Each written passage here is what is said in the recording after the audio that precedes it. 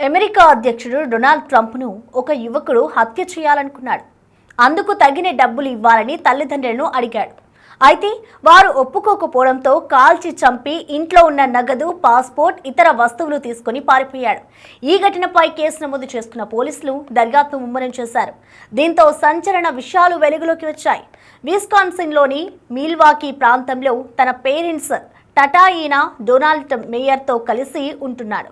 అయితే గత కొంతకాలంగా ఈ యువకుడు జలసాలకు అలవాటు పడ్డాడు. ఈ క్రమంలోనే ఆర్థిక అవసరాలు, ఫ్రీడమ్ కోసం తల్లిదండ్రులను ఇబ్బందులకు గురి చేసేవాడని తేలింది. యువకుడిని అదుపులోకి తీసుకున్న పోలీసులు అతని పాస్పోర్ట్ను తీసుకున్నారు. దీంతో అతని పేరు నికీటా అని వెల్లడించారు FBI అధికారులు.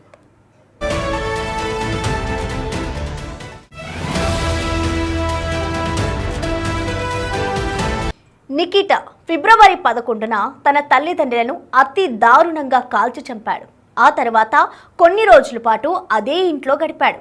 ఈ క్రమంలోనే తన ఇంట్లో ఉన్న $14,000 నగదు, ఇతర వస్తువులు తీసుకుని బయటకు వచ్చేశాడు. మృతదేహాలు అలాగే పడి ఉండడంతో దుర్వాసన వచ్చింది. దీనిపై స్పందించిన స్థానికులు పోలీసులకు సమాచారం ఇచ్చారు. నికిటా ఇంటికి వెళ్లి చూసిన పోలీసులు మృతదేహాలను గుర్తించి పరీక్షలు జరిపారు. అనంతరం హత్యకు గల కారణాలను కనుగొనేందుకు దర్యాప్తు ముమ్మరం చేశారు. దీంతో మార్చి చివరి వారంలో నికీటాను కాన్సస్ అనే ప్రాంతంలో అదుపులోకి తీసుకుని ప్రశ్నించారు. తాను ట్రంప్ను హత్య చేసేందుకు కుట్ర పన్నారని, ఈ విషయం తమ తల్లిదండ్రులకు తెలియడంతో వారిని కూడా కాల్చి చంపేశారని ఒప్పుకున్నాడు. ఈ విషయం తెలుసుకున్న పోలీసులు ఒక క్షణం పాటు షాక్కు గురయ్యారు. అతని వద్ద నుంచి డ్రోన్, పేలుడు పదార్థాలు స్వాధీనం చేసుకున్నారు.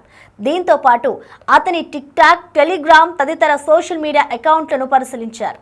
అందులో ట్రంప్ను చంపి ఉక్రెయిన్ పారిపోవాలని తన సన్నిహితులో చాటింగ్ చేసినట్లుగా గుర్తించారు.